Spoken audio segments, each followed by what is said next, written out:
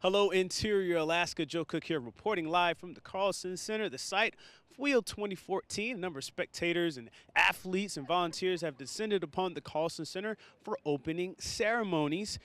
And this is footage of what happened earlier today as opening ceremonies take place right now. The Scissors Broad Jump event was the first event. The last time this event was a part of Wheel was back in 2006. It's been almost 10 years. The hard part, though, is sticking to the landing as both heels have to be down for it to count. And then the Scissor Broad Jump and the Kneel Jump were final events as well. The Drop the Bomb and four-man carry events had their qualifying rounds, and the one-hand reach event had its preliminary round as well. Now, today also featured the Race of the Torch 5K race. Now, the Race of the Torch field had 29 runners, 14 men and 15 women. 15-year-old Keel Simon of Fairbanks repeats as the Race of the Torch champion. He goes to West Valley, finishing in 18 minutes, 27 seconds, beating his time from last year. And Marjorie Tobone from Nome in her 8th WEO won the women's title in 23:22. The win was special for her. I've never done the Race of the Torch, so I figured I might as well try it. And so this is my first time doing it, and winning it for the first time is surprising. I just am so honored to be able to do this race next to these women who have done it for so long. And I was thinking, don't think ahead and think, oh yeah, it's going to be easy, I'm going to win. I just had to keep my mind on the run, make sure I just put all my focus into the running and not the finish. Switching gears to baseball now, the Alaska Gold Panthers hope to have their last two home games of the summer tonight and tomorrow at Grotto Memorial Park as they host the Mat-Su Miners. And now, weather permitting, though, it's been a pretty wet summer. 8 games have been rained out so far for the Panthers season, but the Panthers are the best offensive team in the Alaska Baseball League, and they'll put their 9-game win streak on the line this week. They swept the Anchorage Glacier Pilots and the Kenai Peninsula Oilers in their last 2 series. The defending ABL champs' mantra is to protect the banks, and they've done that again this season. Alaska is 20-3 at home and 3-3 on the road. After this weekend's ABL Showcase and All-Star Game, the Panthers' last 12 games will all be on the road. But Concordia Irvine sophomore Vaughn Bazonian is thankful for the time he got to spend in Fairbanks as a Panther.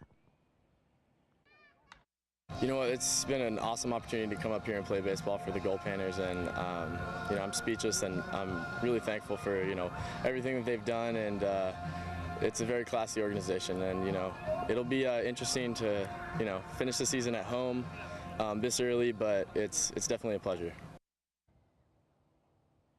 And so now we're going to do something a little different. As we started with our golf tips last week, we have another one this week.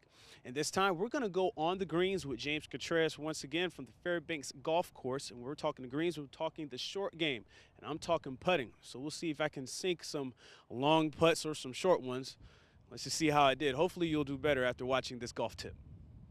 Interior Sports fans, here once again with James Contreras, golf pro and golf teacher, if you will, out here at the Fairbanks Golf Course. Now today we're going to talk about the most important part of the game, the short game, i.e. putting. So I'm going to try to get some of these balls into the hole, as they say. I'm going to try to set up, and then James is going to walk me through.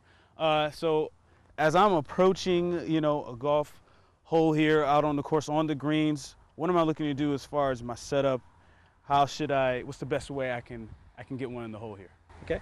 The first thing we need to do is line up. So if you have a ball right here, is line up the club head. And I think this one has some lines or dots down there and lines here. So you're trying to get perpendicular to our target. From here, your thumbs are down the shaft. So you want to keep it nice and secure so your hands and palms are basically facing each other. Mm-hmm. Okay. And shoulders look pretty good. And it's going to be a smooth accelerating stroke, and once again we're going to try to line you up so you can actually make some here. Okay. All right. And then it's your shoulder movement. Try not to use your hands. It's a smooth accelerating stroke. Okay, so something like this? It's pretty good. I've heard the term, you know, reading the greens. You know, and like you just said, this was a little bit fast. I guess how does one read the greens when they're looking to make a putt? Yeah, the first thing you need to do is definitely read the green. So that gets you to set up the putter correctly. Reading green has to do with the distance also. So you pick your distance, there's a break point. You want to roll to that point and let it drop in from there. If it's wet, yes, it's slower, so you have to play less break. You got to hit it firmer. It doesn't curve as much, so drier conditions opposite, then it tends to drift more. It's faster, so you don't have to hit as hard, so it'll take more curve, definitely. Why is this short game, why is it so important?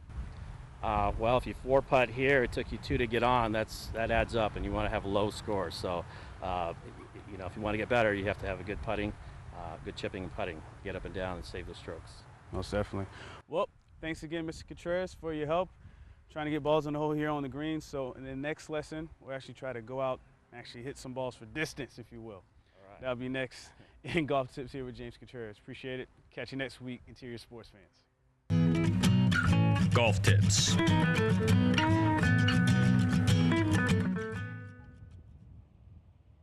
And we'll be covering Wheel all week right here on Channel 11. But that's it for sports tonight. Mike Schultz is next with your 4 with the forecast. As always, we'll catch you next time.